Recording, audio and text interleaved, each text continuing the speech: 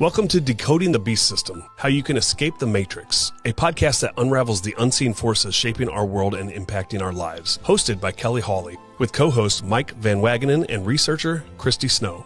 This podcast boldly exposes the truth behind childhood exploitation, trafficking, ritual abuse, and mind control. Join us as we explore how these issues affect survivors while having a major impact in society as a whole. We'll also uncover biblical truths, tying in history with current events while offering hope and healing. This isn't just about exposing the darkness, it's actually about giving you the tools that you need to escape the matrix, and we believe that we are going to be able to offer a lot on that front. Together, we'll dive deep into research, programming, and God's Word to help you have everything you need to find truth and heal in this broken world. Prepare to have your eyes opened, decoding the beast system, how you can escape the matrix, shedding light in the darkest corners of our world, one episode at a time. Subscribe now for the truth they never wanted told. Hello and welcome to Decoding the Beast System. I'm Kelly Hawley, your host and founder of Bride Ministries, where we minister biblical healing and restoration to survivors of childhood exploitation. The warfare has been crazy on this, and so we just want to take a moment and ask the Father to keep us protected during this time. So, Father, I thank you for the opportunity to do this. I thank you that you are good. I ask you to bind up everything that is not of you and render it ineffective, send it far away. I ask you to shut down all witchcraft, paralyze it. I ask you to send a jamming system where the enemy cannot communicate and they have no idea what we're talking about or what we're doing, but that they will be paralyzed and kept far away. I thank you that this is your will and that you will speak through us. We praise you in Yeshua's name. Amen. All right. Well, thank you for joining me in that. So important for us to ask for that protection and ask for the things we need. And we certainly need an extra level of protection during this time of releasing this information that we've learned over the last, really it started 20 years ago that I started serving the sexually abused. But in the last 10 years, I started getting more and more that were either ritually abused or mind controlled. So we're going to gather that and take that information along with my co-host Mike Van Wagenen and researcher Christie Snow. Their expertise is history, like research and history, and the reasons why we are where we are today. So if we take those two things, I think we can give you a good picture of the who, when, why, where, and what's of what we're dealing with today. So with that being said, Mike, would you like to introduce yourself and tell us a little bit about yourself? Sure. So I've been working with Kelly at the ministry for probably about 4 years now. And my background is that I grew up in New York, in upstate New York. My brother and I were altar boys in the Catholic Church, and we have a lot of experience with that. None of it very good. We were kind of latchkey kids growing up. I spent a lot of time on our own. Wound up going to New Mexico Military Institute, had some interesting experiences there. And then I've pretty much been out of the house since I was very young. But through hard work, I was able to get a good corporate job that I've been at for about 30 years. And some years ago when COVID started, things weren't adding up to me, and I started doing a lot of research into it, and the deeper down the rabbit hole I got, the more that I learned, and that led me to Kelly. She actually responded to one of my tweets to someone named Gina Phillips, who deals with programming, people who have been programmed. Kelly responded, and then I realized that she was one of my old neighbors. She had lived in my neighborhood some years prior, so we actually knew each other, started talking together, and I've been working with ministry ever since for about 4 years now. And during that time, I've also been doing a lot of research, and I have learned quite a bit. I've learned their symbolism. the things that they do, how they operate. And between Christie and I, and she's going to introduce herself in a second, we have a ton of information on the people that we're dealing with. So, Christie? Hello, good morning. My name is Christie Snow. I am a researcher.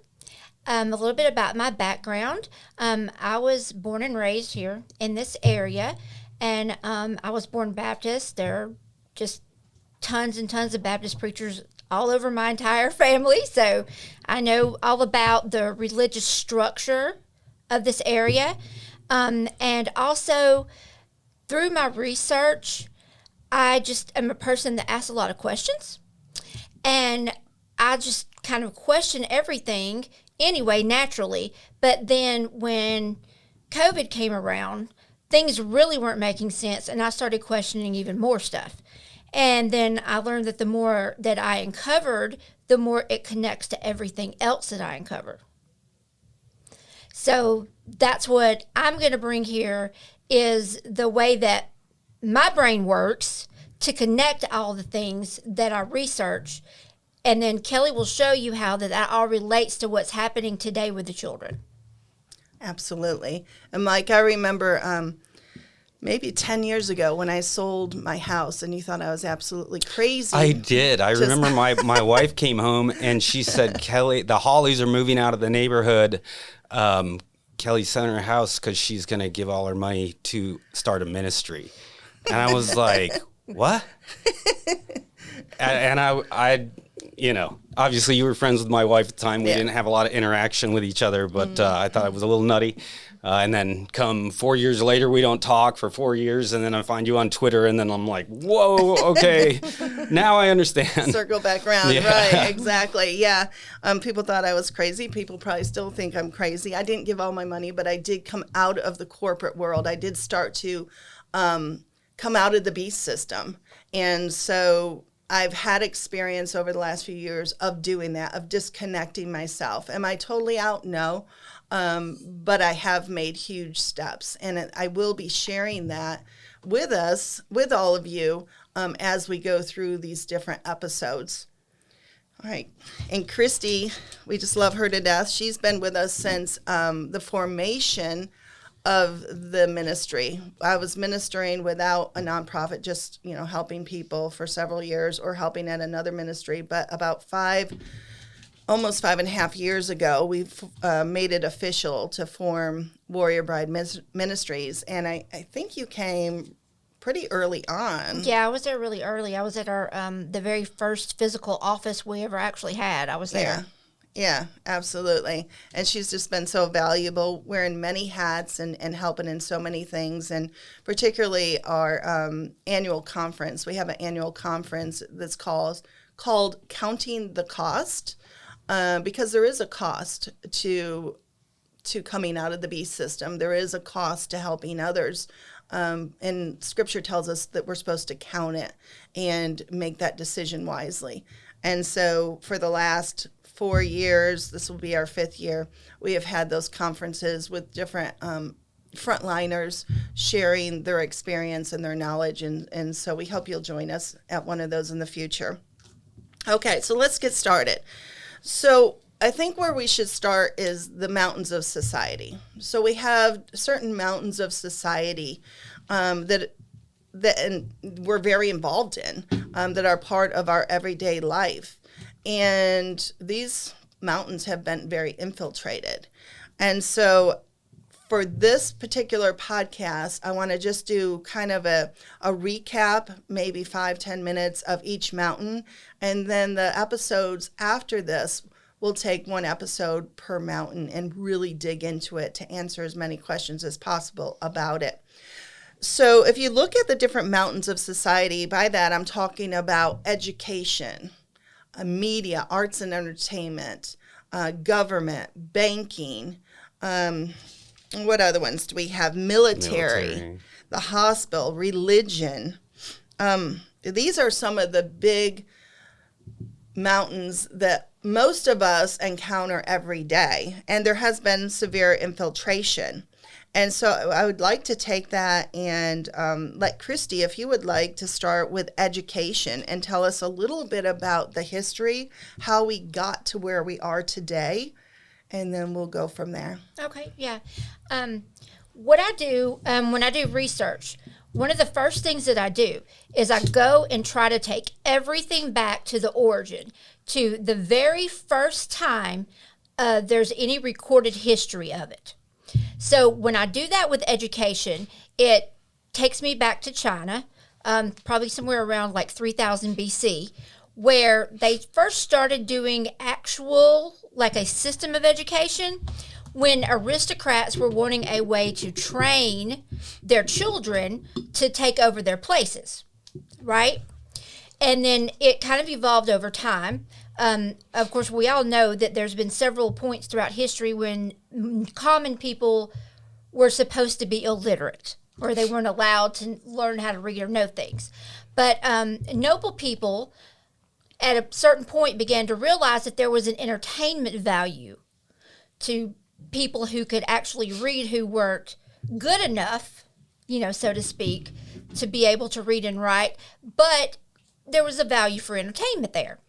And it kind of evolved that way. And because if you think about it, the very first thing when they did, when the aristocrats wanted to train their children and help them to be the right politicians and know the right things, that's behavior modification. So education as a system actually started as behavior modification. And it's still that way today. There's not very many changes to the system than there was today. And the education system is very, very similar to the prison system. They have a tremendous amount of similarities. Even the architecture, the buildings, the way that they are shaped, the way they're designed, the way that they have the open hallways with lockers on each side, very same look as the prison with the cells. And if you think about it, you take a group of people, you put them in a room and you shut the door. They're not allowed to open the door. They can't leave the room. They're given a desk, like a cell, so they're pretty much chained to their desk. And they speak when spoken to. They have to get permission to ask a question, and they're supposed to sit there and learn and think whatever the teacher tells them to think. They're not allowed to question it. So when you're doing a lesson, say you're doing an English lesson, and they're giving you a lesson about grammar and what a noun is, well, why is that a noun? Well, it doesn't matter because I said it was a noun and that's it. You're just going to know this is a noun. So you're not taught how to think. You're taught what to think and how to behave while you're doing it. And it's the very same in prison. You have even the food, the cafeterias. The photographs of a prison cafeteria looks almost identical to a school cafeteria. They're in rows. The trays are the same. The types of food that they put on there are the same. You don't have a choice in that. This is what it is. Do it or don't. You've given a specific time. Everything is very similar to it that people don't think about that. That our education system is very, very much behavior modification, which is, as we know, programming. Mm-hmm. Very good. Thank you. Mike, do you want to add to that? Yeah, sure. I think one of the big things that we found out when it comes to education, and I agree, it's definitely, built up to kind of stop people from thinking or questioning a narrative. You spend your first 18 years of your life basically in a system that tells you, like, don't think, just, take a test on what I'm telling you. And any kids that question it or kind of can't sit still in class or, want to get up a lot or anything like that, severely punished or, basically until they're brought in line. And then you go through 18 years of that, and then you go off into life and you have your narrative. You've started out, whatever's happening at home, is also going to formulate you as a child, but, that's going to be a couple hours a day. So most of our lives are spent in that scenario. But really the big thing, and I'm sure you're going to touch on this, Kelly, also, is that what we're seeing is that that's also the first place where we're seeing people get programming are actually in like preschools. And, we've done some like posts and things that we've looked at where you've seen like preschools and they have like all kinds of programming stuff all over it. We've got people coming out that you're ministering to that say that they started getting programmed at that age, and the programming is it's terrible. I mean, there's just no other way around it. And some of the stories that I've heard from people that have gotten out, and they were in preschool kids, and they're explaining like how they were told, like, if you tell your parents this and this is going to happen to you. It's just crazy way for somebody to start their life. But for these programmed individuals, we're seeing that they are getting them that early. So it's as a parent, you're dropping your kid off someplace for 8 hours, and the kid's sitting there. You don't know what's really happening there, and I'm not saying it's happening everywhere. And certainly, like, teachers are amazing people. They do amazing work for low pay. And, I mean, most of the people in the system are good, but there's some real bad apples in there. And but in the way the system is set up, that the good people in the system have no idea what's happening in it. Yep. They're not doing it. But it's there. And yep. And that's going to be the same when we get to all the mountains. We're going to see that most of the people are good, but the bad ones are doing real bad stuff. There's a mixture for sure. And what happens is, and we'll teach on this as the series goes on, but a lot of them are programmed themselves. And so they'll have a front, what we call host, and their job is, at least during school time, is to administer the curriculum that was given to them the way it was given to them. So there could be programming in there they don't even know, number one. Number two, they could be programmed themselves to not question it. You just do this, and and then later they won't even remember because they could switch to another part of them. And we will talk about parts and hosts and things of that, so that makes a little more sense. Yeah, I'll also say, like, there's been a lot of people that have left the system that have, like, whistleblowers that are still talking today about how they got in, what happened, what they, how the system works. We know all the symbolism. We know the hand signals. We know the signs they put up, all that stuff. So we're going to go through that. I mean, I think each podcast is going to be a mind blower for people. I really do. If you haven't spent a ton of time researching this is going to blow your mind.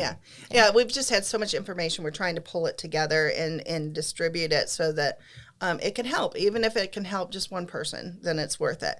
I do want to say that if you're thinking, well, my kid was in the gifted program at school. Okay, we were kind of groomed ourselves to believe that if our child was identified as gifted, that's such an honor. That's so awesome. My kid's so smart, so wonderful. Where the truth is, to me, when I'm ministering to the survivors, if I hear that, that's a huge red flag, because they were able to remove them from the general population, and the stories are very similar. They were given something to drink. They were doing headphones, frequencies, tests to do Morse code, just all kinds of things. And my understanding, I believe it wasn't the Gates program. Gateway program started by CIA? Yes. Yeah. So,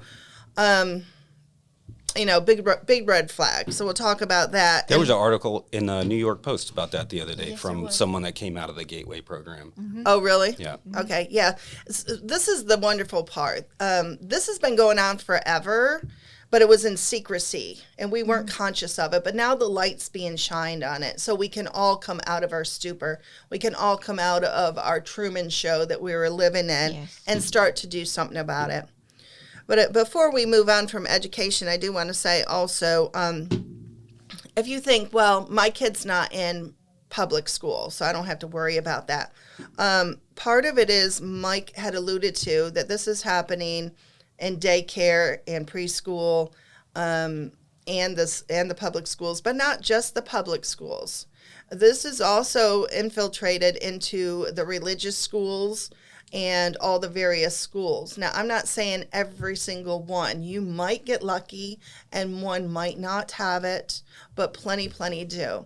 And this comes from, at this point, just in the last 5 years, I've ministered to close to 1,000, I think it is, if I take the last 5 years. And not just one time, but multiple times. And these are the stories they tell me. So these are people that experience this stuff. Okay, I'm not reading this somewhere. I'm not getting this off Wikipedia. I'm not getting off social media. These are from their mouth. So we need to, at some point, listen to them and believe them. Okay, so you're not safe just because you're not in the public school system. I remember one time also, and then we'll move on to another mountain. I was working with a survivor, and she had gotten very entrapped into, it was a Messianic community, and there's good Messianic, and then there's ones that have taken it too far, so there's both.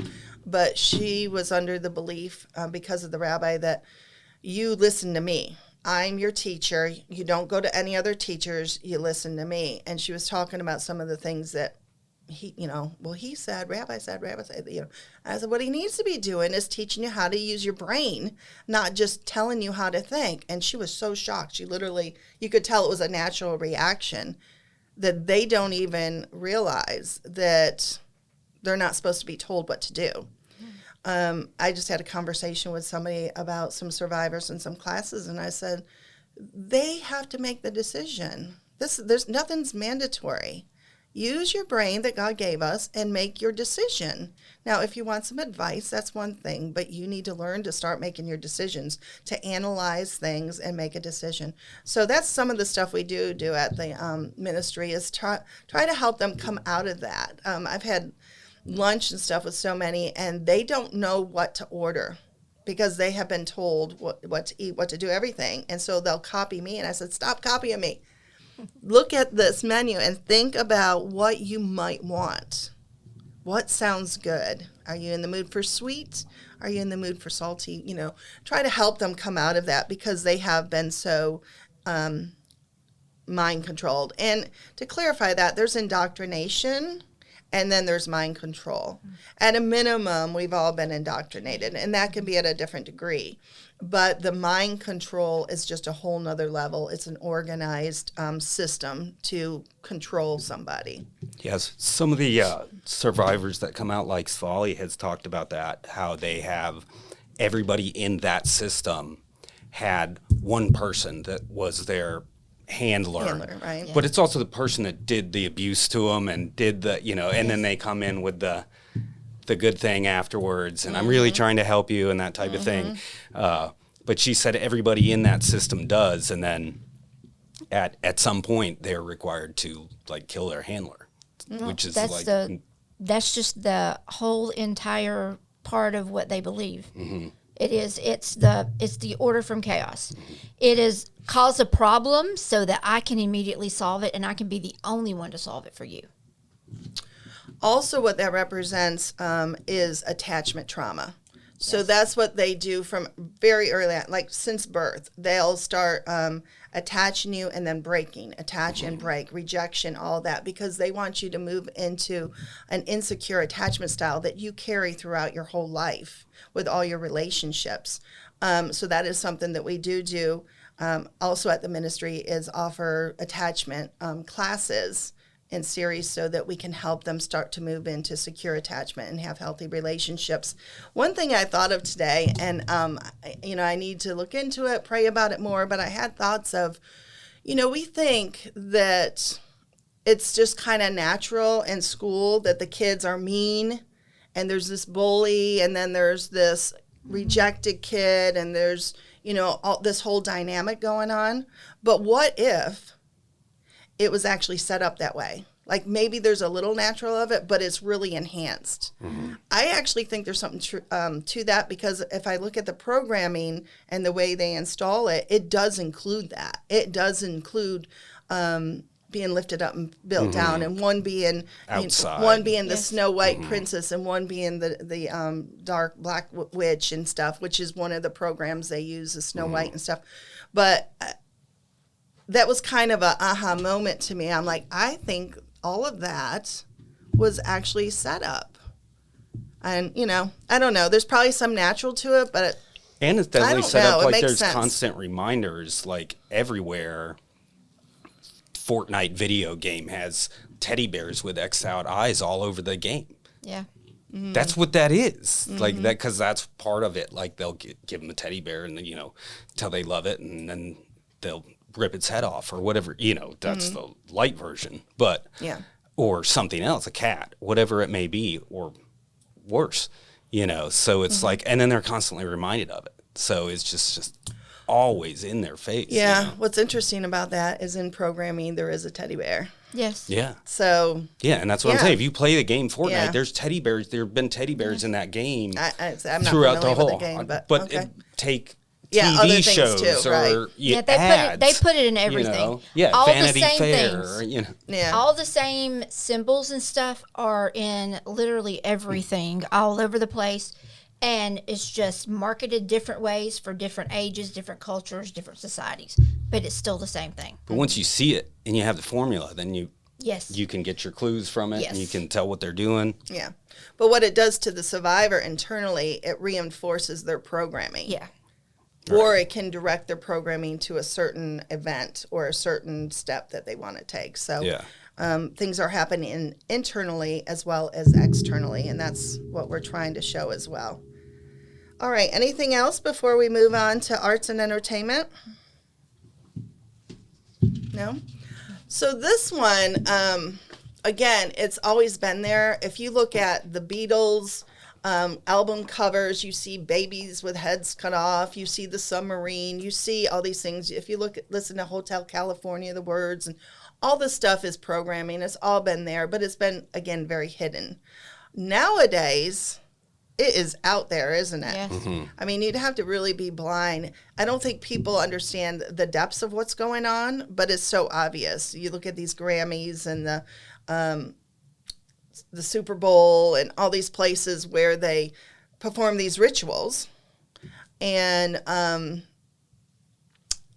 it's just obvious, right? I mean, people have literally, a lot of them have admitted that they have sold their soul. And now, of course, they're trying to put humor with it, like, oh, I'm, this, that, or another, to try to laugh it off. But the truth is, they have. And allegedly, and let me say that this whole podcast is for entertainment purposes only. But allegedly, they have sold their souls, many have, a lot of them without realizing that the enemy always comes to collect. And then they get into this and they can't get out.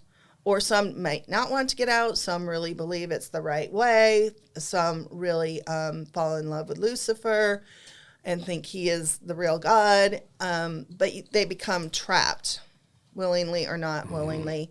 Now, that's not to say there's not a way out, because there is a way out. There's nothing that any of them have done that the true Yeshua would not forgive them for. They can repent, but it's not the same way that the religious institution has made it believe that Yeshua's and when I say Yeshua, I'm talking about the true Jesus Christ of Nazareth. I have to be very specific because there is a fake one, and he does show up in all this programming and stuff with Survivor, so I'm very specific. But it's not a genie in the bottle. You don't just say, do whatever you want, and then all grace, and have the wand waved over you and all's better. The enemy is a legalist. The spirit world works very different than we've ever been taught in the business of religion. But it's something that we can teach you. It's something that I do every day with survivors. I see miracles every day. I see fruit every day from it. It's just a matter of walking with him and his power and his authority, and going through some of the legal things that the enemy has done to tie these people up and to undo it. So, And not to mention they don't like letting their property go. Oh, absolutely So not. they don't let go very easily on their side. But. No, it's a battle. Yeah, absolutely. It's a battle. I mean, it's a battle. And again, later we'll talk about what happens with the survivor, their soul and their spirit and all of that, in which it becomes such a battle. And we have to just keep almost looking at percentages, try to get as much of the person over to Yeshua as possible. Get protected. Yeah.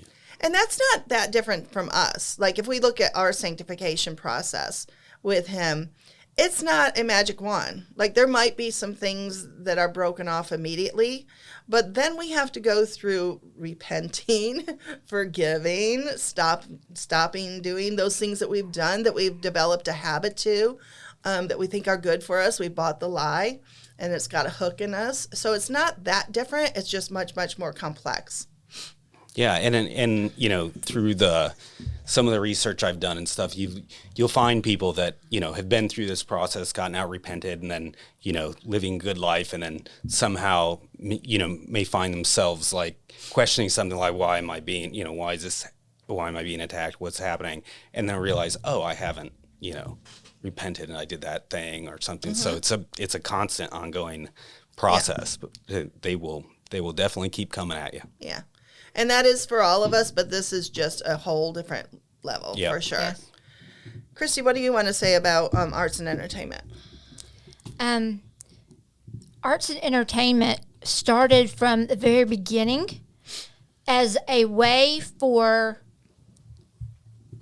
aristocracy to control the people under them. Like Julius Caesar said, give them bread and circus. Don't question anything. We still do that today.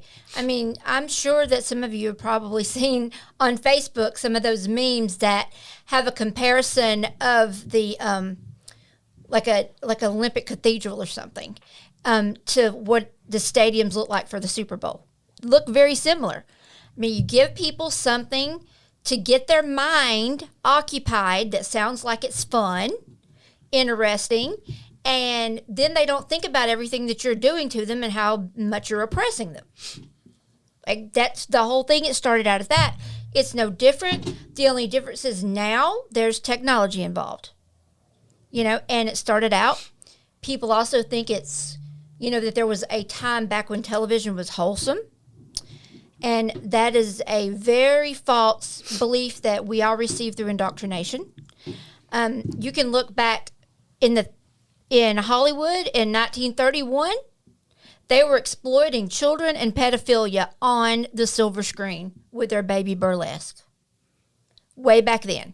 Shirley Temple was one of probably the most famous and one of the first children to be affected by this in Hollywood. Like, this is really, and there are interviews where she will say vaguely that things like that happen. Mm-hmm. And she'll, with a laugh, mention how she had to sit on the lap of a 40-year-old and how he kissed her. Mm-hmm. You know what I mean? They try to laugh it off, but it's there. It's out there. They even admit it. It's been in our face forever. So people are all the time caught in this false paradigm of wanting to go back to a time when things were better. When the truth of the matter is they weren't. We just know about it more now. It's harder to hide.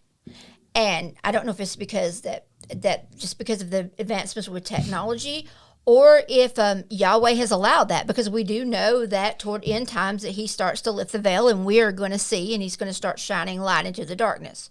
And I really do believe that that's what it looks like is happening. Mm-hmm. That's where all the research and, you know, evidence is pointing toward. Mm-hmm. Yeah, one of the things that I really like about the entertainment in terms of the mountains is that this is one of the areas like that I encourage people to start with. Yes. Because it's the most out there and the most provable. Yes. So because it's so documented, it's yes. Everywhere. It's all over the internet. You don't have to look that hard. You just have to know a few things about what signs that they show or something like that. You mentioned the Beatles. Aleister Crowley's on the cover of that Beatles album. It's Aleister Crowley. He's a Satanist. He's a well-known Satanist. Yeah. And Jimmy Page from Led Zeppelin bought his house, you know. And it's not a nice house. I've seen a video of it. It was It was literally, he bought it for ritual purposes. So, you know, and a lot of these Hollywood types back then, they were friends with him. But this is the most out area that you can see. And, you know, we're going to teach people what the hand signals are and what the types of things that they're doing. I mean, you do have people like, you know, allegedly Bob Dylan has an interview where he basically says the only reason he's still touring at his age is because he made a pact. You know, and you don't have to look that hard. It's on the internet now, so you can go look it up yourself. Yeah, or look absolutely. It on Most Twitter. people do. You're right, Mike. Most people who are in what they call the truther moment, or like that we refer to people who are waking up to what's actually going on. Most people start with the Hollywood angle. Start with arts and entertainment is kind of like the segue. It's like once you go through that, it's like the first door. Once you open that first door and then you understand what's going on there, then it kind of leads you to where you're able to open your mind enough to move forward and see more. Yeah, and I would say it's like it opens your mind. It's scary. Like at first, you know, it becomes really scary because you realize how pervasive it is. And that can be, you know, kind of terrifying, but it does like... It really does open you up for like what kinds of things are around you. I still remember being in Napa. I went there to wine taste with some friends, and it's all over there. Literally, there's stuff all over there. I'm not going to get into specifics, but I can tell you that we'll teach you those, and then you can go to Napa and you can traveling for people like us is a little bit of different experience. Oh, yeah. I mean, I was in Oklahoma City a couple of weeks ago, and it was like there's an underground tunnel system, and then I was like, started talking to people, and I'll have a little fun with it because I know from the symbols what these places are. So I'll like go like start walking into them and go back. Oh, and then I always get stopped by some security or some big dude or something. They just come out of nowhere, you know, and you're like, aha, I knew it. You know? I will just say that they do not like me at state parks and historic areas. I've been extremely careful to not go so far that they throw me out, but you can clearly see the looks on their face when I get there because I love to point out the pitiful inaccuracies and just blatantly crazy things that they put out there that is completely impossible that could have happened, and people just believe it, isn't it? And I look at it and I'm like, sometimes I'm thinking, I was that person. So believe me, we get it. We understand. You know, we weren't born knowing what we know now. It's a journey. Absolutely. You know, it's a journey. Yeah. And scary, fun, but very fulfilling. Yes. So. It is. But we know that, but when we get to the end of the journey, that we find Yeshua. So that makes worth everything that you know. Mm-hmm. And we know that no matter what happens and no matter what they are doing to us and continue to do or whatever, they don't win in the end. Yeah. I saw a tweet today from a guy, Jay Anderson, I think was his name. And it said, it said the more that you dig into the global elite, the more you will wind up at Jesus. Yes. The deeper you go, yes. you will wind up here. You'll run to him once you actually really once you realize that you will run. Yeah. Because that is literally the bottom of the ultimate rabbit hole. Because in essence, everything is done to try to cover up and hide the proof of God and of Yahweh and Yeshua. Yeah, and to keep us away from him. To keep us away, to separate us. Yeah, to and deceive us. One last point I want to make is that they do, in the entertainment world, you know, they are using the entertainment world, particularly the events that are mass televised, like Super Bowl and the Olympics. They are using that to conduct rituals, halftime, the opening ceremony, closing ceremony of the Olympics. Like we can go through the award ceremonies. Like the most recent Olympics we just had was a Mithraic ceremony. Like completely, the mascot for the Olympics is a Mithraic hat. So which is a satanic cult. So you know, we'll get into that. We'll show you all that stuff. I'd love to, you know, do a decode on that. Yeah. Kind of point some stuff out, but. And to tie that into the children, when you look at things like the Olympics, they tell me stories of how they were put in an arena like that and had to fight to the death. So it's happening in real life. You know, they talk about art imitating life. Well, it is happening, but it's happening to our children.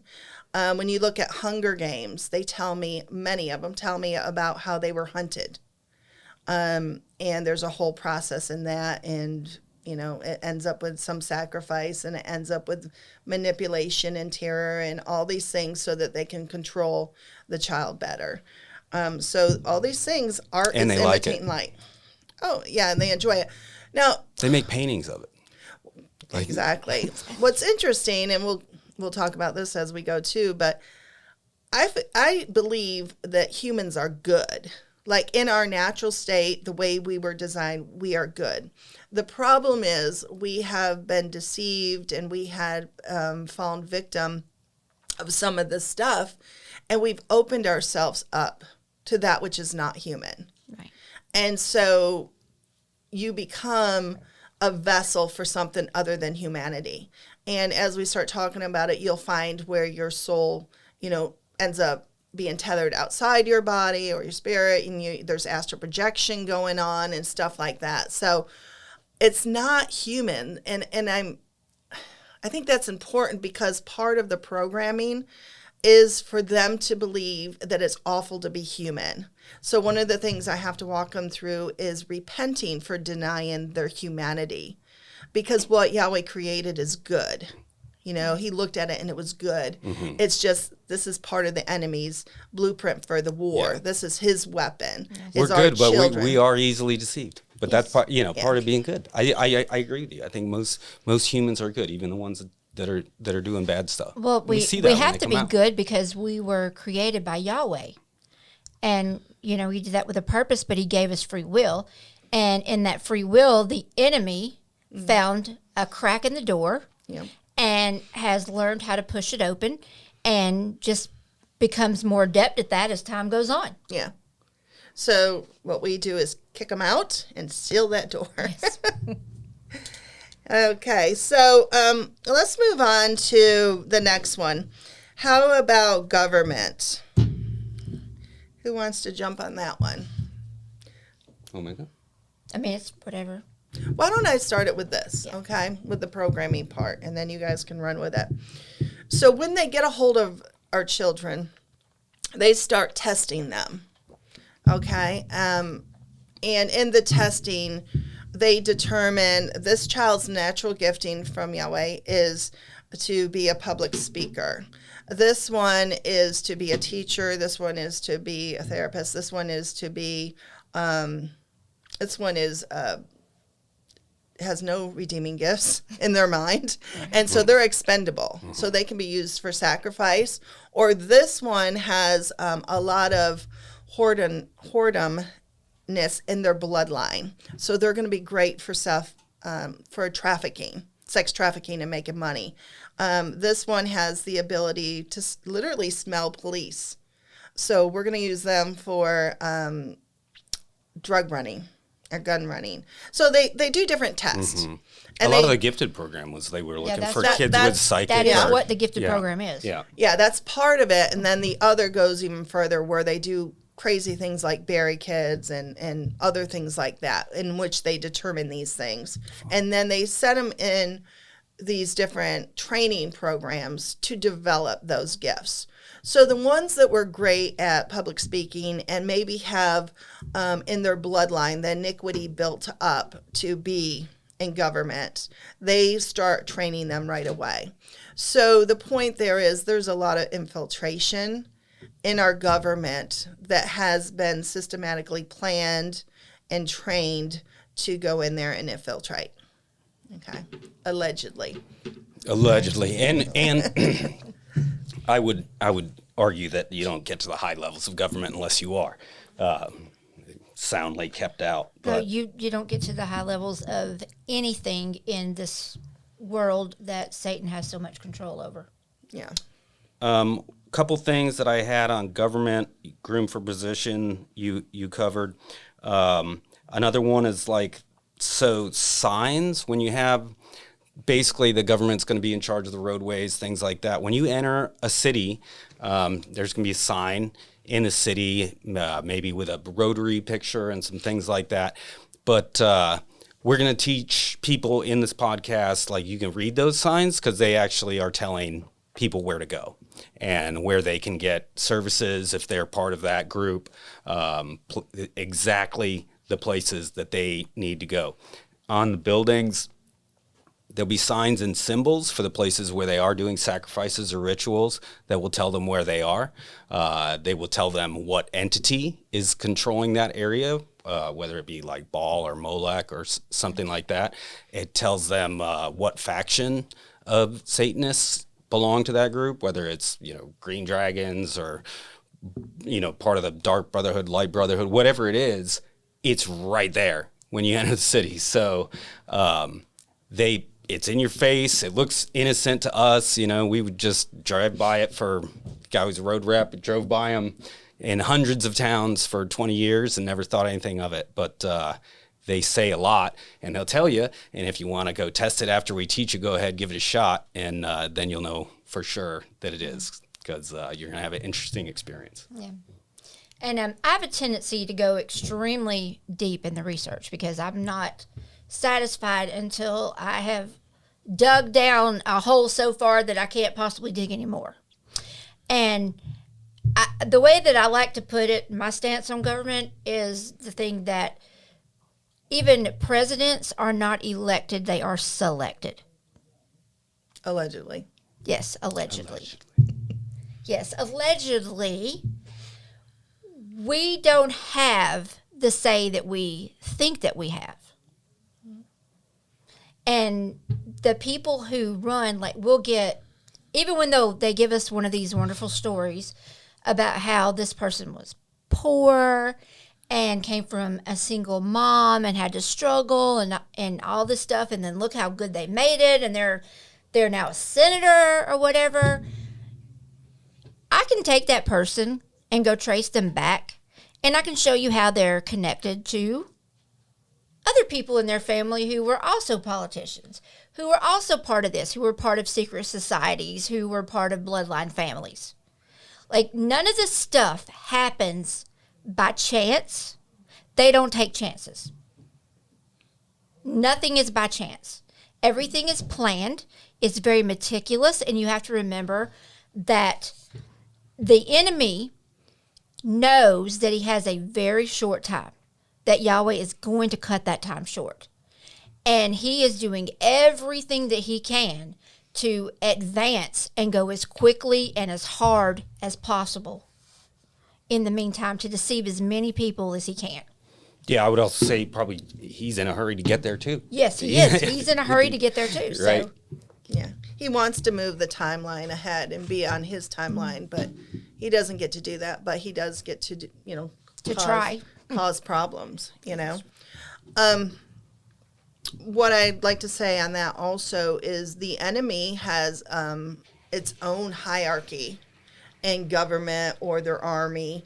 And that is what we end up seeing with like principalities over different areas and things like that. And of course, Scripture says that we don't fight against flesh, but we war against powers and rulers in high places and principalities and all that.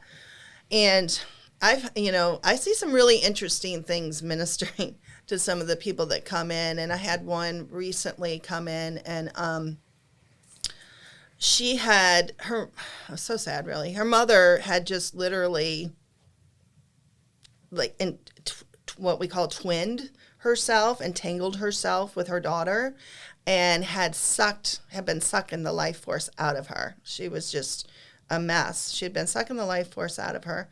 Well, she manifested, right, the mother, and there was, a war going on, and then must be she called for backup, okay, to the next ranks, and the principality came through, and he's like, "Oh, it's you," and it's really interesting when you actually encounter these different rankings, and they come, and praise be to God, there was victory there.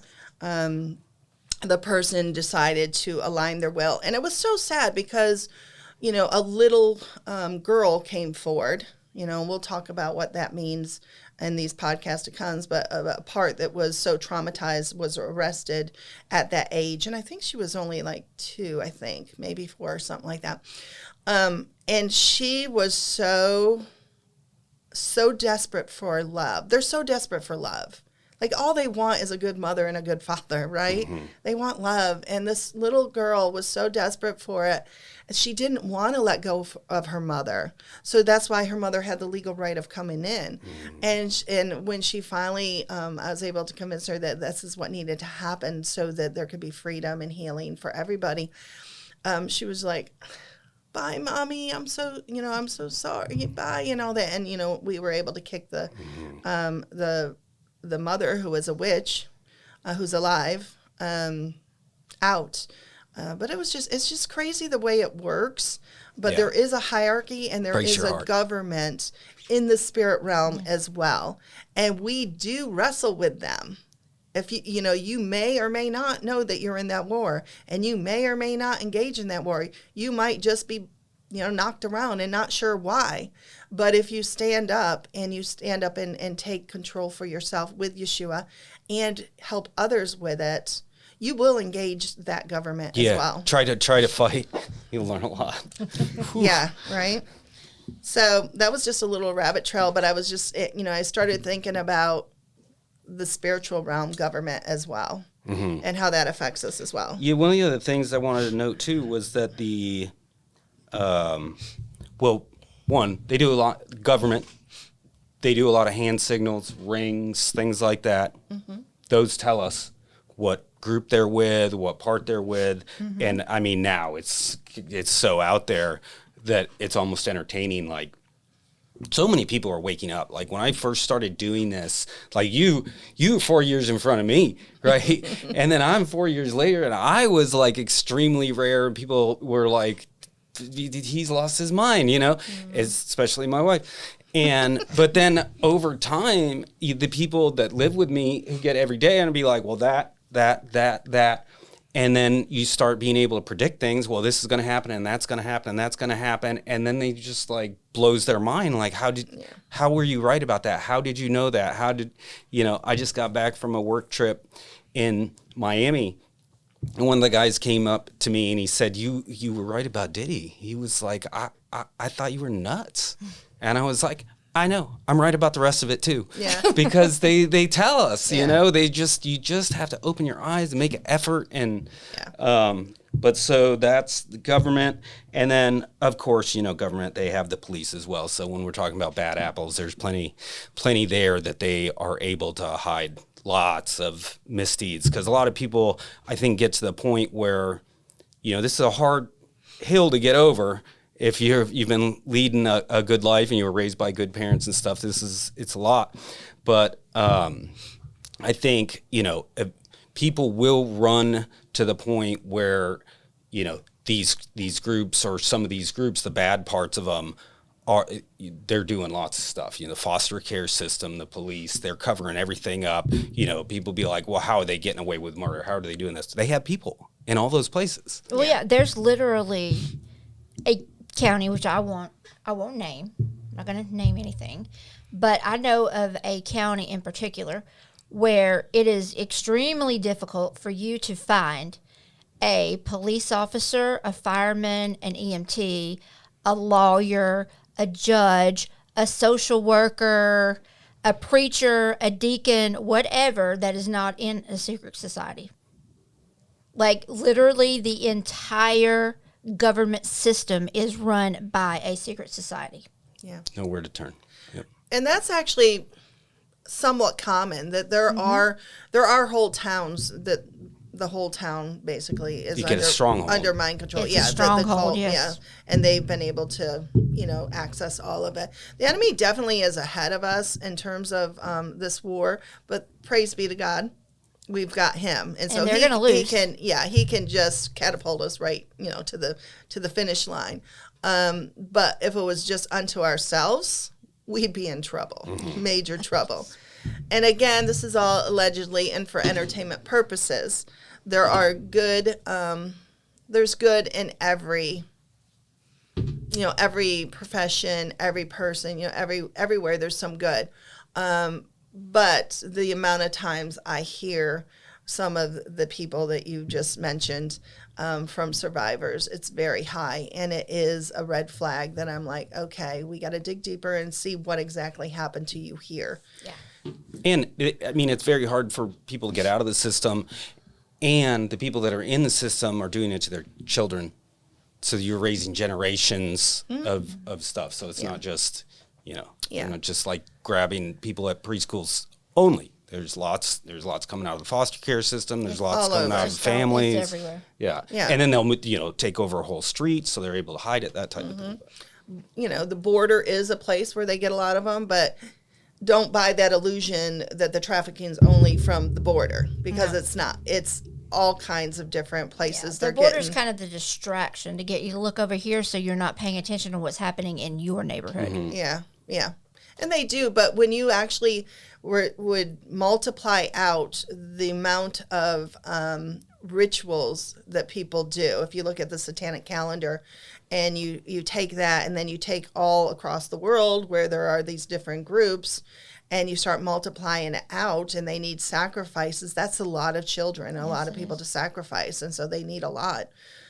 Even scripture, well, if you look at, I think it's in Enoch where it talks about how man was trying to feed the giants and the Nephilim, and it got to the point where they couldn't. They couldn't and keep up with the appetites, So they started feeding them the children, right? So unfortunately, a lot of that stuff that happened back in biblical times, back in Old Testament times in Egypt and prior, is still going on. We think that the Old Testament stuff is not even relevant. Well, this is all the stuff that's still going on. It is relevant. The whole Bible is relevant. And it is good for correction and teaching and helping us to wake up. The devil's greatest trick, right? Right, exactly. Making us all think he doesn't exist. Yeah. Exactly. All right. So there's so many things we could continue on with that, right?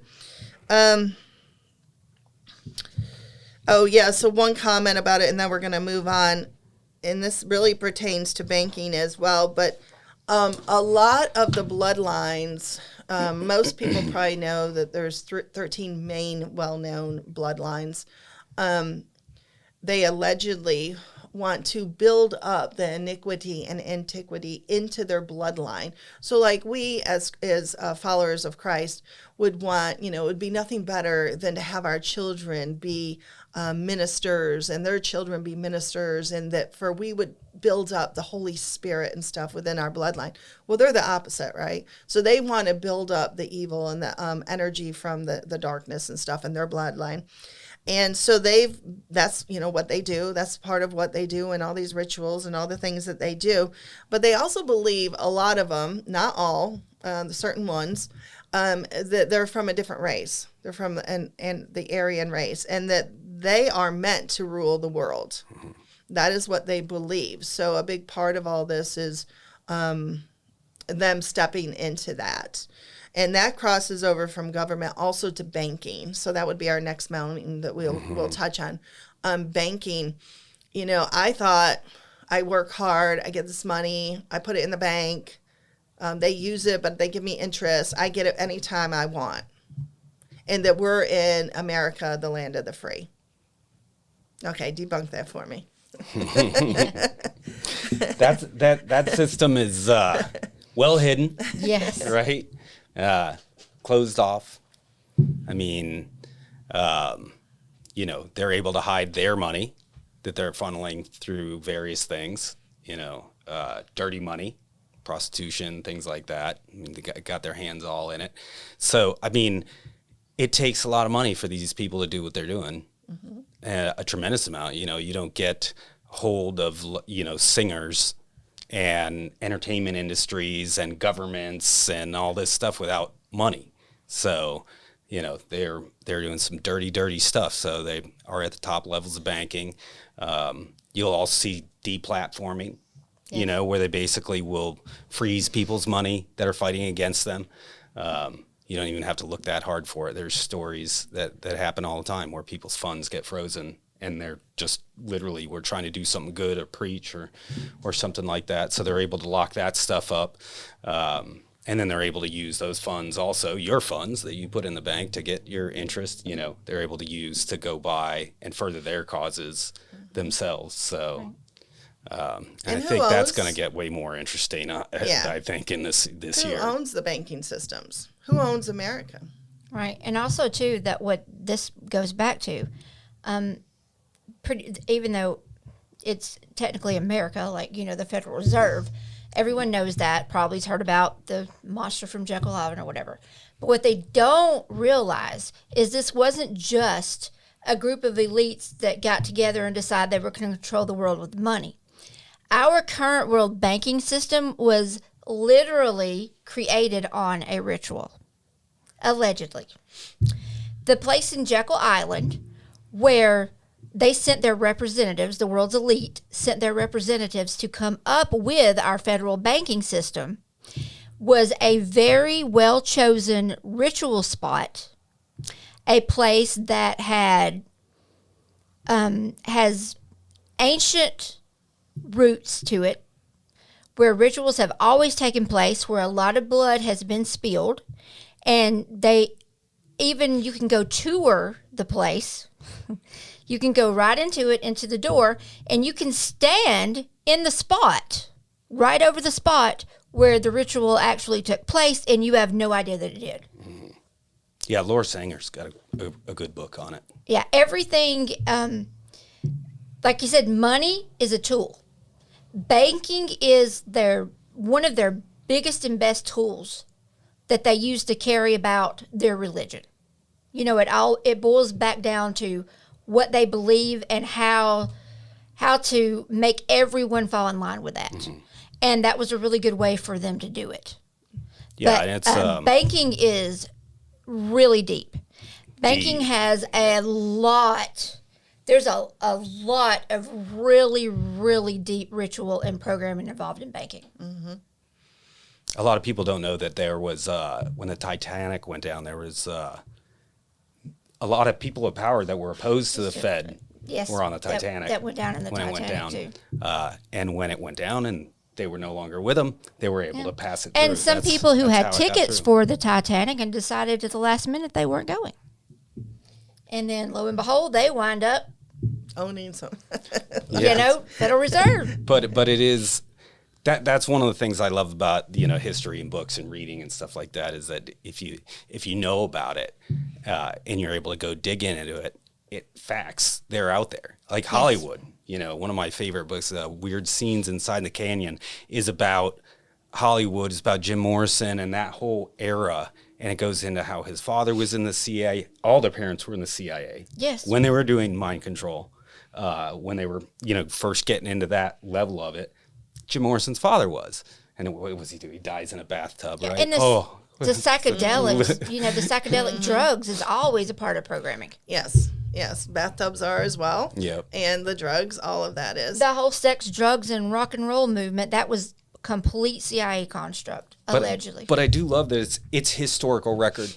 Go look it up.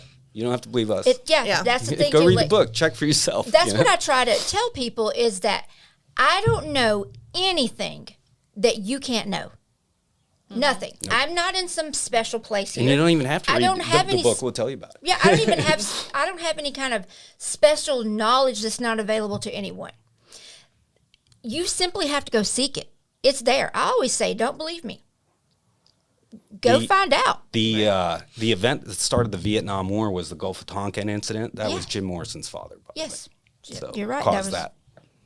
It was a false flag. They're all attack. connected. Everything is connected. Allegedly.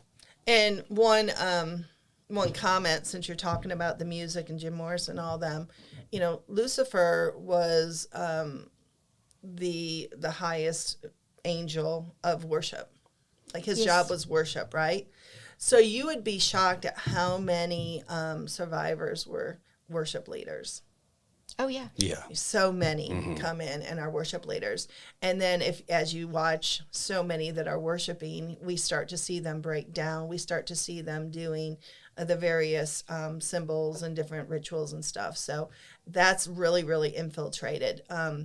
and even the frequencies they're putting off. And then if you look at Travis Scott and his concert, this is just an example because they're happening everywhere. Yeah, it was These kids obvious. are That going to Astro raves World was everywhere. obvious. Yeah. They're going to raves and all this other Yeah. stuff. But that mouth that he had to walk through is called hell mouth programming. Yes. So this stuff is all just everywhere and it's intertwined. And so that's what we want to really try to put our hands around it, help us to understand it, help us see it so that we can start walking out of it. And we will give you tools on that. We will have an episode where I go over living a sealed up life. It's a teaching on how to help you start coming out of that. So that is something that, a good tool to use to start using to implement.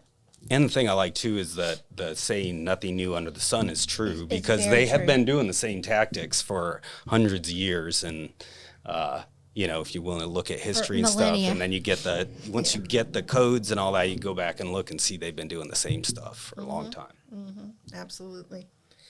All right, let's move into military.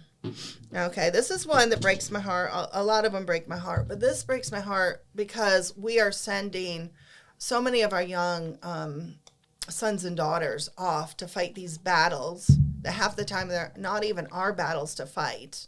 But somehow America has to send our children. I don't understand that. I don't even think we should be fighting the wars. But if we have to, shouldn't whoever's doing the war be fighting it? I don't know. But the problem with that is ultimately, yes, we're all connected. We want to help one another and all that. It just seems a little out of balance to me. And then when I start to learn what I learned from the survivors about what's going on, what has allegedly happened to them, it really just, I hate that it's a trap. It feels like a trap to me for so many. So who wants to take this first? Go ahead, Chris. Okay.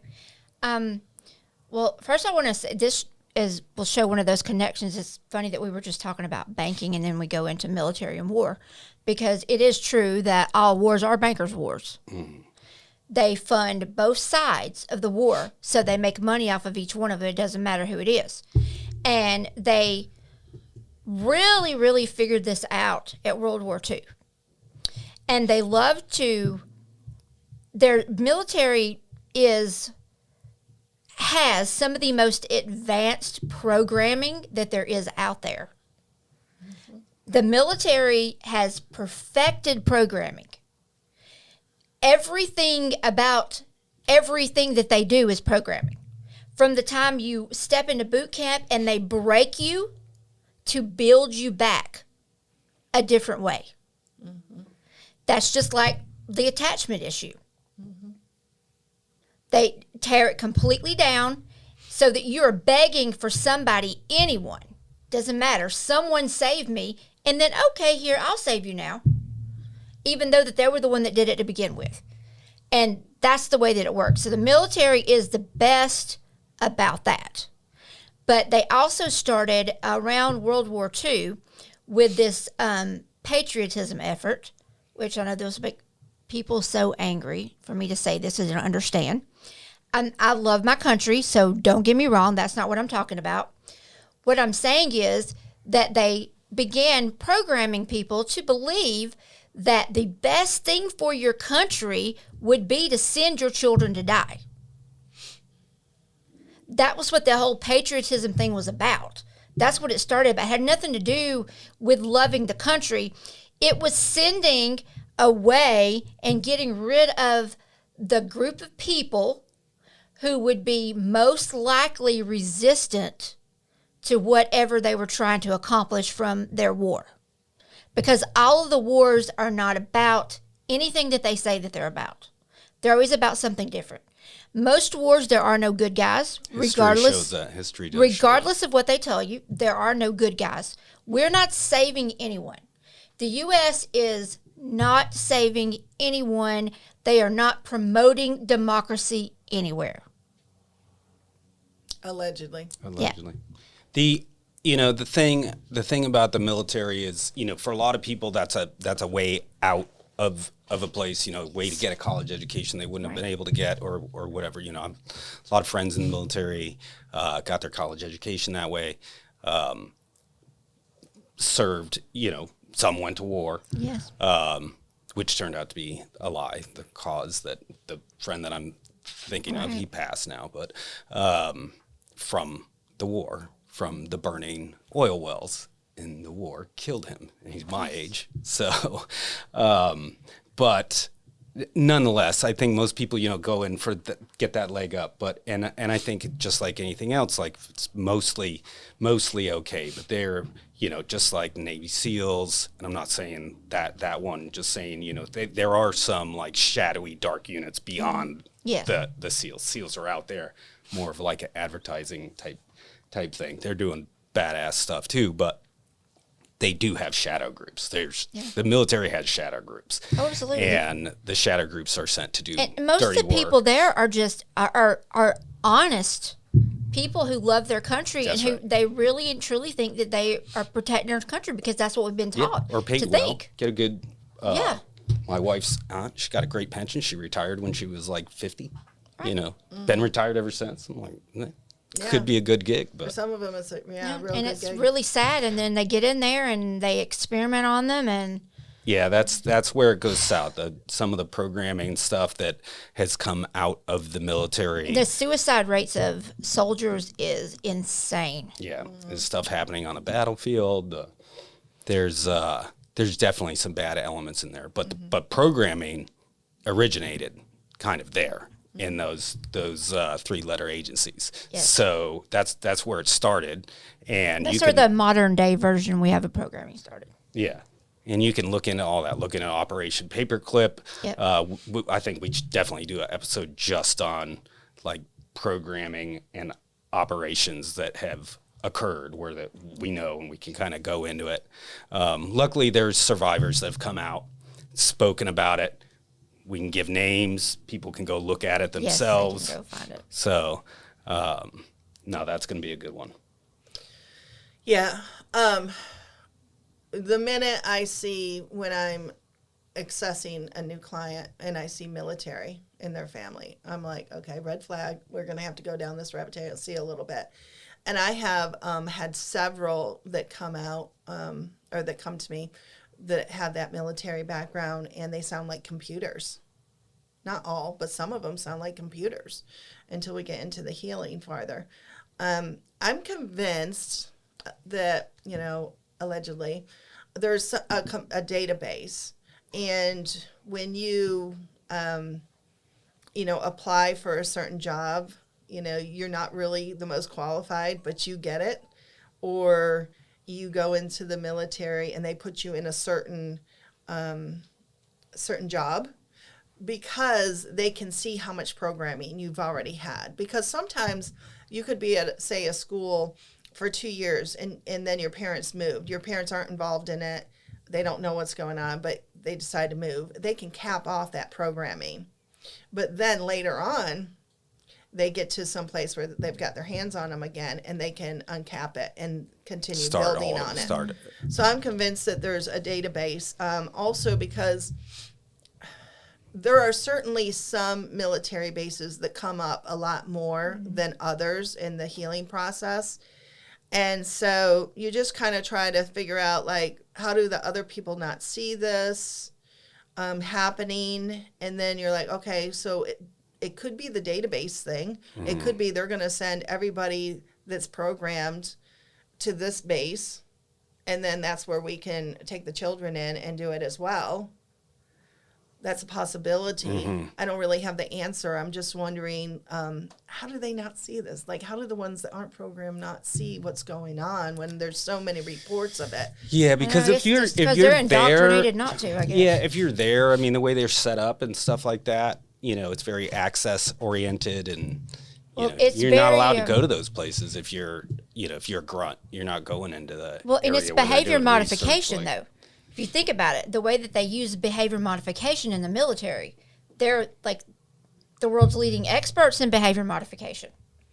I mean, you're not allowed to question. you take orders. There's a specific hierarchy. There's a specific set of rules, and you make those to a T, and you're not given an option to question it. So I think that's a lot of it too. That's all part of the training. You know, when you go through basic, that's like it. literally like do not question. Right. You take orders, Yeah. And that could end up resulting why we see such a high rate of suicide from the military people come out, that, you know, they can't live with what they either were part of or at least saw, or the reality of just the plain reality of things. That's true. And they were so close to it and couldn't do anything. Or, I mean, I have one brother that, you know, he's quite frankly a mess because he was in the military, and at certain times he doesn't go into it, but he's like, when I had to encounter what our government was doing, you know, he alludes to that's one of the reasons why he, you know, medicates and uses substance and stuff not to mention, I mean, the reason my dad only has one kidney operating at 20% is because the VA gave him so many pain pills. I remember going to his house. He had like 10 bottles of pain pills that were as big as this cup. 10. I'm like, Dad, what are you doing with this stuff? And he's like, the VA just keeps giving it to me. I'm like, dude, throw them away, man. And literally he lost a kidney and then almost lost the second one. So almost killed him. Well, interestingly enough, hospitals and pharmakia is next, because that kind of ties right into that. When the most of the survivors, especially if they're to the far right side of the spectrum and have been subjected to the organized mind control, when they come, they have bags full, 18 different prescriptions, and they don't even know what they're for. They might know a little bit, but the way we have it set up, like this doctor is prescribing and this doctor's prescribing and this one and this one and this one, the answer is just medicate the crap out of them, right? Like that's what we're doing, is medicating people so much. Not only that, but there's allegedly witchcraft being done over the pharmakia. I have had people tell me that that there is experimentation on them within the different laboratories that come up with these meds. Programming coming out of the hospital areas and things like that. Lots of people speaking out about that. Yeah. If you really think about it, it's a perfect place. How much death is in there? How much blood is in there? Which are all things that they're after. How much DNA can they pull from you? Yeah, and if I had to do it again, I would never have my child in a hospital. I'm not sure that they didn't do stuff to us when we were there. But if you think about it, they, immediately pretty much after just an initial minute, take your child. Who knows what they're doing, really? Right. And then they use it under, you need sleep. Let me take her, I would never do that knowing what I know now. Right. And I didn't try this, but now you're hearing more and more about it. But when they want to get the placenta or the umbilical cord, it's like it's the hospital's property. Why do they, it's not their right. It's your child and you and your child. Like, there was someone that came out of the system and wrote a book. I have to look it up. I can't remember her name, but she was talking about how she was sent to hospitals specifically for when she was in the system, specifically for, like, basically killing people. Either talking them into it, talking families into it, like, you should do this or that. And it's a wild story. It's got to be 3 or 4 chapters on just that. She's talking about her time in it, and it's just blows your mind, Yes, there's so much. Psychologists, yeah, like some of them aren't good. I'm just telling you, sending your kids there and they're alone with them for an hour, and hopefully they're a good one, but maybe they're not. It is. I mean, there's so much to be said here. Really, I don't even know where to begin. The amount of nurses that come to see me, or the mother or was a nurse or whatever, is huge. the stories of rituals going on there. What about, isn't it Rebecca Brown? Wasn't that her name? She wrote that book. It's such a good book. I'm pretty sure her name is Rebecca Brown. The story is about two people being in a hospital. And I don't remember, the one was a nurse for sure. I don't remember if the other was a patient or if she was also a nurse. And then she, as the one that was programmed started to break down, the other one started to help her. And she ended up finding out that the hospital was a whole occult. I think that's the one I'm thinking of. Yeah. I think that's the one. I don't know. Rebecca Brown, I have it at home, but Yeah, she said it's so good. Yeah, it's wild. The original one is really good, and then she's had some second ones and third ones come out, I think. Real person, real story. But that's all about the hospital, and I have tons of people that... Verifiable story. Yeah. By the And way, look she how did they, work at that hospital. yeah, she she wrote did, the book. Look how the hospitals are connected to religious organizations and secret societies. How many of them own and run hospitals? Yeah, the hospitalers. Yeah, it is. Was It's secret and society. that's the thing. Like, they make all these advances and curing all these diseases and things. That's what they tell you. And you bring your kid here, and they're just so good and everything with your kids, but you don't know what goes on when they take your kid out of there. And like, we don't see what takes place in the operating room either. And we know survivors with stories about rituals that took place while they were supposedly being operated on. There was a doctor that came out. I saw him yesterday on Twitter. He had like a 5-minute spiel about like everything that was wrong with like how the hospital Yeah, I treats saw people. that. This is a doctor saying like, this is crazy that they do this. This is insane that they do this. And he went on for 5 minutes. Well, there's You know. there's no money in the cure. No. And that was one of them. He's like, this person needs vitamin C. It costs 50 cents, but they're getting this. It costs like. I was amazed at Warrior Bride. We try to do mind, body, spirit, soul, right? So we have a wellness room, and it has different equipment. And I just got back from traveling, and I, of course, caught something and was pretty under the weather. Well, I went over there to the wellness room and literally could feel it starting to lift off me. We really can just use the natural things, but we're so conditioned to run and get the pharmacia. And so as we start implementing more natural things, and frequency can be healing, sound can be healing, all these things have to be done under the door of Yeshua, because all these things could be used for bad too. So, but that's, in my opinion, the enemy taking that and twisting it, stealing. He's always stealing from us. Yes. And we're going to take it back. He has nothing. Yeah, music is a big one. He's nothing we do a whole authentic. episode just on music. Yeah, it doesn't do anything authentic. Everything that the enemy does is an inversion. It is a copy. It's a fraud. It's designed to pull people down Yes. into the muck. And it works. Yeah. So the name of that book was Came to Set the Captives Free. That's it. Yes. Yep, that's the one. So good, and says so much about this topic. But we would just tell you that there's a lot going on there.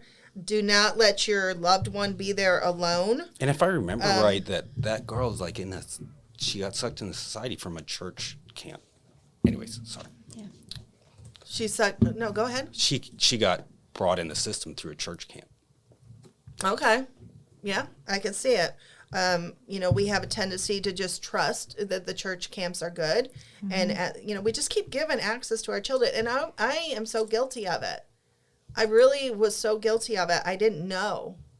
Stay with your kids. And, hopefully this will change somebody's mind on what they're doing. And, we've fallen into this, I think, programming of keeping up with the Joneses, where we have to have more and more and more, and we have to have the bigger ring, and we have to have the second house, and we have to have all these things, and we leave our children for them to access while we're pursuing all this. And the truth is, as you start to get older, you're like, well, I'm just going to, God willing, I have a lot more time, but who knows? And I'm just going to the money just stays in the bank, goes where? I mean, we didn't need that much. Right. You can modify and still have a really wonderful life, probably a better one. Get out of the cities and get to the fresh air and all that. I'm just saying that. And not to mention, possessions can hamper you. They're a pain in the butt. I got to a point, one point I had all these motorcycles and jet skis, stuff like that. And it was it was pain in the rear. Yeah. It was always something that's got to be serviced. It was running my life. I finally got rid of all of them, Yeah.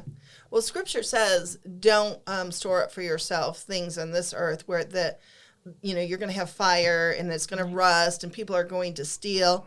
That scripture played out so much for me, literally. I had people stealing from me all the time. Of course, things are rusting, but I think it was 4 motorcycles in my garage. And the middle of the night, it was an interesting spiritual warfare, but I'll tell the story later sometime down the road. But one of them knocked over and the gas hit the electric heater, water heater, and they started exploding in my house. It was very traumatizing. I lost the whole house, lost everything. Well, it became like a fire pit, so we did have the brick part still. But that has played out so much. Every time I try to, they just people steal them, they get fire, all that. It's what's the point, So it's not, it's so much important for us to store up for ourselves treasures in heaven because we're going to be there for eternity if we choose Yeshua. And I do think that there's rewards there for what we did here. We don't know exactly what that looks like, but, Scripture does allude to it. Way more fulfilling. Yeah, exactly. All right. So how about going into religion? Yeah, religion is a very deep and tricky one. Because in order for you to truly understand that particular mountain, you need to understand the religion of the enemy. You need to understand what it is that they believe. Because it doesn't matter that you don't believe or you think it's preposterous or it's crazy or it's impossible. That doesn't make any difference. The point is that's what they believe, and they have infiltrated all of our religions. And I don't know. I mean, I'm somewhat of a believer that, you don't necessarily need that. You need to have a relationship with God. Yes, a personal relationship. Yeah. Because religion's really a man-made thing. Yeah. And I mean, they're doing a lot of good things, but I always come back with religion, where's the fruit? So if you're dealing with a church or an organization, what's the fruit? There's a lot of money passing through there. What are they producing? What's coming out of there that you can see, that you can hold? It is infiltrated. It's also a place where they conduct rituals at night. Programming. They'll do sexual abuse, and I don't think you have to convince anybody there's sexual abuse in the churches. It's been all over the news for the last 10 years. Catholic Church, I mean, geez, it almost took them down with the payouts and things like that because so many of them were sexually abusing children. Yeah, and I'll say, too, it's not just a Catholic Church. I lived in this small town up in the mountains of Virginia, and there was a Methodist church right in the middle of town. And this is a very small town, population 3,000 people. And everybody's kid, everybody had their children go there for daycare, for pre-K, whatever at that church. When I lived there, this was in around 2015, 16, something like that. The preacher and his wife got arrested for 40 years of a child molestation ring out of the church and daycare center. They definitely use that as a place to go. Yep, and it was a small town. Everybody knows everybody. I know them well. I trust them, and it affected a huge percentage of the town. Yeah, and I saw it firsthand because I lived there. I saw when it happened. And it's not that hard because the fact is, we know from our ministry, it's hard to give your personal time and to go It is. and become a leader in an organization like that. It takes work. Like, it is really, really hard. So a lot of people don't do it. And so the people that are willing to go present themselves and put in the work, and they're usually going to move up the ladder. And Right. and it's easier than you think. So Yeah. Yeah, the enemy is very focused, much more organized and focused than we are. We are really kind of self-absorbed, quite frankly. It's more about, what do I need to do? What's me? And I'm not saying that as a total dig, although it sounds like it, but it's just what we have evolved into, partly because of all this indoctrination, partly because they purposely have continuously showed us marketing things where we need, we're not good enough if we don't look like this. We're not good enough if we don't have this. We're not good enough if we don't have 1,000,000 degrees, all these different things. And so we're continuously pursuing that, while the enemy knows what's really important, and that's infiltrating these things and taking control of them. And so we see, and from the perspective of the survivors, so many that have been accessed and had a lot of their programming done at the churches. Not only churches, the synagogues, and all the other different religious groups. But I will say the enemy is antichrist. And so he does target the Christians, the Christian organizations, the ones that might truly become, Christians. So he's going to target that more. So we probably do hear a little bit more about that than the others. Satan's not afraid of atheists. No. They don't pose any threat to him. If you're going in the same direction as him, you're not going to get any warfare. But when you start to go against, that's when you get the warfare. But like anything, I believe this is a walk of trusting Yeshua. And even though we get that warfare, we trust him. He always ultimately takes care of us, even when it looks like he's not going to. Because when he takes us to that point, he increases our faith. Right. And when our faith and trust increases, we can be used more as an instrument for him, for the advancement of his kingdom. And it just helps our sanctification process. But there are so many stories of being accessed at religious and churches, and so many of, they'll do the typical church for the public and then shut the doors, and then later at night, whenever, they'll do the satanic rituals and they'll do all these things. Really quite sad. Yeah, obviously with my experiences with churches growing up, that was not something I was interested in, religion or churches. Wasn't interested in either one of them. So then, this has been an interesting process for me because of COVID. You start digging into things, and then, like we were saying, you start looking at the top, you're going to wind up there. Like, if you really look, study, and follow the rabbit holes, listen to us, go look at the things we're talking about, give you examples, books. So we've already given you a couple. You're going to wind up there. It's not a place that I planned on being at again. It really wasn't. That wasn't what I was looking for. I was just trying to figure out what the nonsense of COVID actually was. But the more you look, the more you find yourself there, for sure. Well, Scripture tells us what the enemy meant for bad, that he'll change to good. And COVID's a perfect example. I'm totally convinced that's from the enemy.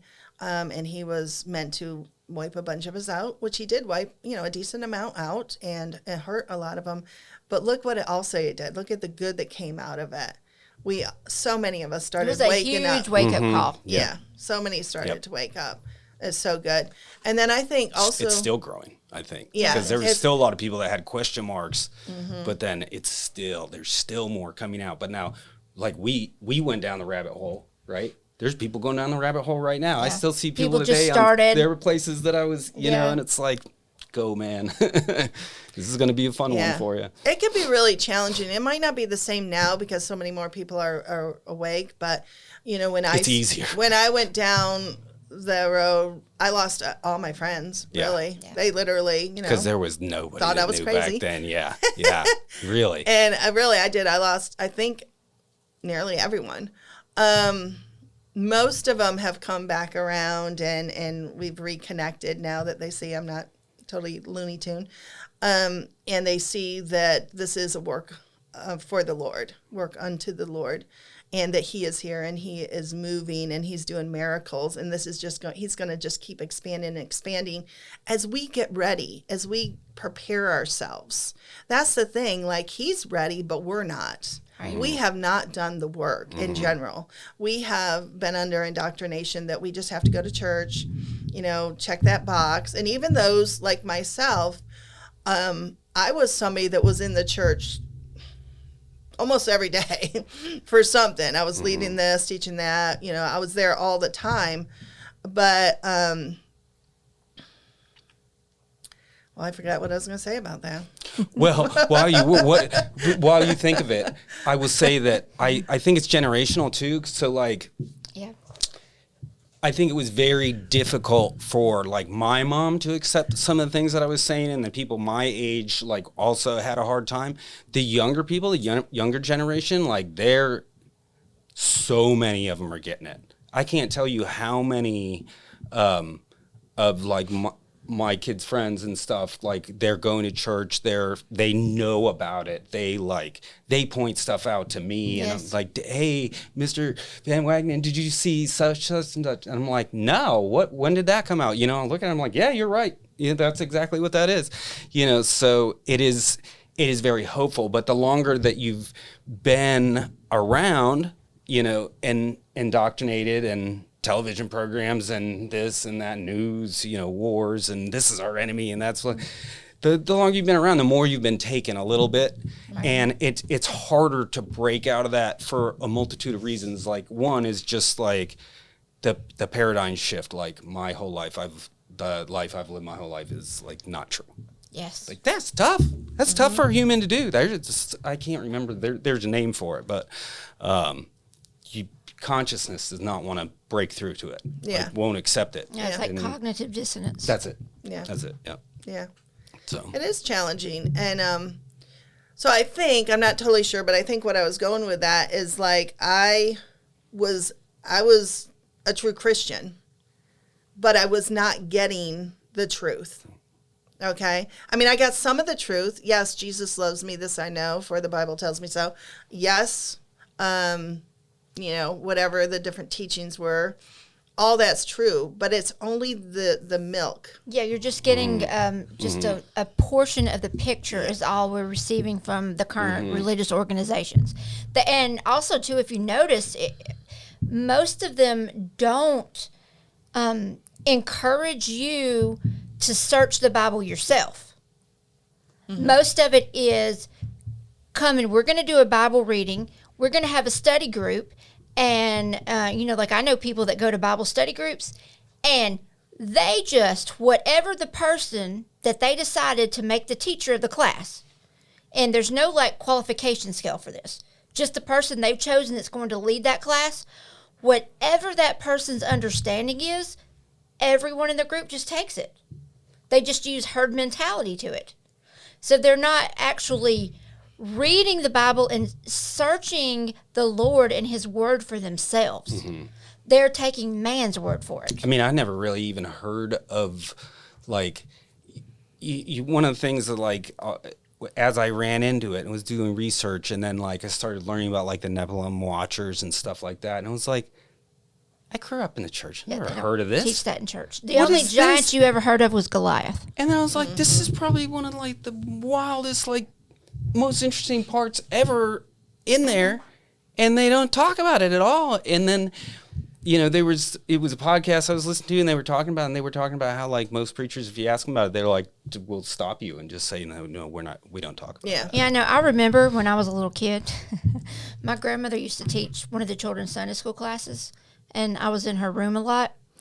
And I remember she was doing the story of David and Goliath one time. And I said, a giant? So you mean like the big jolly green giant? Oh no, this was just a tall person. Like that's what they said. It was just a tall person. And I remembered that a little bit later because I'm terrible. I question everything. And I was like, well, exactly, I'm wondering how big is this giant? So I asked and I said, where can I go in the Bible and find his height? No one knows. They couldn't give me the question. You know what I mean? They were like, I don't know what his height was. And I said, like, doesn't it say somewhere?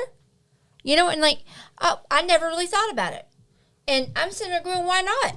You hear about some kind of giant, like, dude, I want to know how big he is. Like, what are you calling a giant? Like, are you calling like a 7'4" basketball player? Or are we talking about a 15-footer here? I don't know. Is this Yeti? That's a fun one to get into too. We should do one on that because we definitely will. But that just shows about the indoctrination and the programming that we all go through. Is we just take all this stuff for granted and we never question it. You never question anything. You don't want to know why or how or any specifics of it. You just say, okay, preacher said this, I'm done. And that's my thing when I talk about people when they start going down the rabbit hole. And what I get frustrated with people about is I call it finding a spot and just saying, okay, this looks like a good place. And then they just stop and they sit there and they don't continue to seek the knowledge. And you're supposed to continually seek the knowledge because we're humans and we're never going to have all the knowledge. It's not possible. As much as I would like to know everything because I'm just so nosy. It just keeps coming. It's there. I know that it's not possible to do that. And can I be wrong about stuff? Of course. But here's the thing about it is that I am open to that possibility. And if you can show me evidence, I'm more than happy to alter my way of thinking. That's pretty much what happened to me. I'm like, if I can't prove it, I don't believe it. Right. Well, then I proved it to myself. And right. Like, I want to see that. You got to accept it. Wow. Yeah, I want to see the evidence. Right. I want to see the evidence on both sides of it. I want to know. And then ultimately, it's up to you to decide if that evidence is enough to sway you one way or the other. Yep. Yeah, Scripture says a few different things about it. It says, my people perish from lack of knowledge. Okay? So let's not perish for lack of knowledge. It also says that the Bereans are of more noble character because they studied the Scriptures. They didn't just take whatever the pastor or teacher said. Right. And so that's what we want to do. We want to have the goal of being Bereans and not perishing for lack of knowledge. And so this is our attempt at helping each and every one of you with it. If we look at the early church was not these big businesses either. Matter of fact, Yeshua often chastised the Pharisees and those who have built it into more of a business. It was a lot about money. Right. He chastised them often. Yes, he was in the synagogues teaching, but he did correct them often. And it was a lot of times about turning his temple into a marketplace. And so we want to watch that. At Warrior Bride, we are a church. We're a free church, and we do have different church groups in terms of like Monday night. Every other Monday night, we have Church for the Hurt. It's called Battle Cry, in which we do tackle these deep topics. We do different series. It's always geared towards the survivor and trying to help them get skills that they need and help them see truth and help them to know the love of Yeshua. But everybody is invited because we all can grow from this. Most of us do not have healthy attachment styles, and that's why we have issues in our relationships. Most of us don't have good boundaries. That's why we end up falling into issues with people because we haven't set those healthy boundaries. This world right now is littered with narcissists. Part of it is from all the things that we've talked about today. The programming creates narcissists. And so a lot of us have found ourselves victim of them. And so, at times we teach about how to recognize those signs, how to know that not all love is good, because some is evil with evil intention behind it. An example of that would be a narcissist love bombing you to get in there and to have access to you, to start manipulating you and stuff like that. We all are encountering these things. The survivors just have to a much greater extent, but we all could learn from these things that typically are not being taught in the church. And so we invite you to join us. We also do an annual conference that we mentioned earlier. It's called Counting the Cost, in which all of us, I believe, need to count the cost of going down this journey. It's worth it. Nicodemus, if you read the scriptures or if you watch Chosen or anything like that, Yahweh told him to count the cost, and he did, and he came up short. He did not go out and become one of the disciples of Yeshua. Instead, he left his coins, his money there for them. But who knows how history would have been different if one of the lead Pharisees would have joined them in being the disciples. And so I do believe you miss out on a lot if you do not choose to count the cost and lay down your life for Yeshua. And like I said, it doesn't mean that you don't have life and you don't have yourself and you don't have fun and all that stuff, but you start to come out of the beast system. You start to disconnect. You start to find other ways. And there are other ways, and there's other ways that we need to implement, even things like our food. We have got to find other ways to nourish our bodies because the food that's being put out there, and we need to do an episode on that as well. Oh, that'll be fun. Yeah. And their packaging. Right. Because their symbols are all over it. So once we teach people, then it's like that, all that will open up. Yes, absolutely. For sure. There's so much, and I really hope that when you count the cost that you'll join us. Please do visit us on the website, www.warriorbrideministries. We do have our first annual training coming up, April 4th through 6th.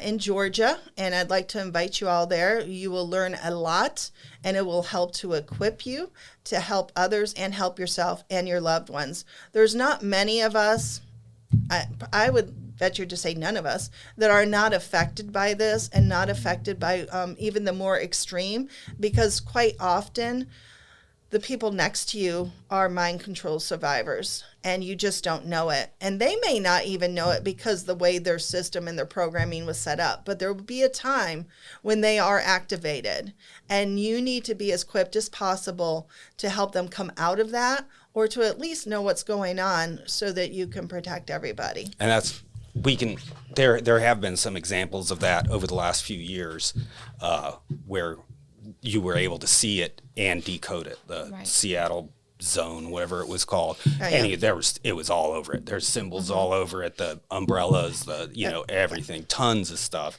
Yeah. Those people were activated. Yes. So, the Decoding the Beast System, the reason it's called that is because they do have a plan that they are moving forward, and that's the Beast System plan. And we know what it is. We know how they're trying to get there. So, and we'd like to teach y'all so you can avoid it. Their entire religion is a code. There's a code book, a literal code that they go by. For, thousands of years, the code was kept secret. And then they decided they were going to put it out there for other people. Once they had advanced their agenda enough, they put it out there so that other people could see it. So now we can go look at it, we can study it, and we can see what they're up to from it. So don't be caught off guard just because it hasn't hit you directly yet being the key word. It is coming. This is not going to slow down. It's going to keep increasing. That is their game plan. That is their agenda. And I feel like most people can feel it. Yeah. A lot of people know something's up. The last few years have been nuts. I mean, let's say there's been no rest. Yeah. And it's escalating for sure. Yeah. There's so many. And the survivors are waking up. I mean, I have a long list of people come into Warrior Bride. And I do want to speak to the survivors and let you know that there's nothing that you could have done that is not forgivable. Yeshua, the true Yeshua, not the one that dressed up and did things, the true Yeshua, he cares for you. He's knocking, hoping that you will open the door and let him in. If you want to take the first step, go to the website. Again, www.warriorbrideministries.com. Select book appointment. It's free. Our services are free of charge, so you don't have to worry about that. We do the ministry based on donations and trust in the Lord for hearts to be moved. Those that have money that they will donate. And so far, it's worked well. Nobody thought that we would be able to go past 5 years not charging for anything or not charging for services. And we're still going strong, and it doesn't look like it's slowing down. So please do reach out. Feel free to donate too if you. Yes, take some pressure off Mike. And I bug him too much. Like, don't you have somebody that can help? Yes. So yes, absolutely, and volunteering as well. The training coming up is for anybody to learn more, but it's particularly for support people in terms of, like, if you have a loved one, we always try to help. To try to encourage them having a loved one or a support person to walk through their healing with them. So we partner in that for counselors, for pastors, for deliverance ministers, because so many deliverance ministers know how to deliver. They know how to kick out a demon or something, but most of them do not understand the more complex deliverance, which is when there's fragmentation and there's parts and there's DID. And that the demons are layered into that programming. They don't understand that. And so what they often end up doing is re-traumatizing the survivor because they think a part that comes up is a demon. And so now you're like, this poor innocent part. Most of the time they're like 2 or 4, young, and they've been trapped in this trauma, and now this person is trying to kick them out, right? So deliverance ministers, anybody that's willing to get in the fight. We hope that you'll join us.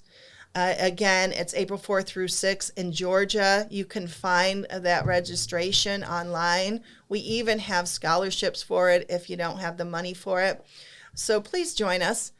And anything, last words to say? I would just say stick with us, and you're going to learn a lot. We'll prove it. We'll prove it to you for sure. Mike has proved it to himself, and so we hope to prove it to you. I've proven it to myself because I literally work with the survivors, the ones that actually had this happen to them every day, basically. So that is more than enough to prove it to me. What about you? Yes, I mean, I've done the research, the very deep dive research. I've made the connections. And I'm happy to have a place to share them, to show other people what they are. Absolutely. And I will say that when you do, the world makes a lot more sense. Yes, Everything that you're like, why this, why that, why, you're just like, oh, makes a lot more sense. Thank you for joining us on Decoding the Beast System. Please go to our website at www.warriorbrideministries.com and subscribe and like so you don't miss the next episode. Until then, God bless and take care. Are you a counselor, pastor, deliverance minister, or mental health professional seeking to better understand and support survivors of ritual abuse and mind control? Warrior Bride Ministry invites you to our first annual Ritual Abuse and Mind Control Training Retreat, happening April 4th through 6th, 2025, in Blue Ridge, Georgia.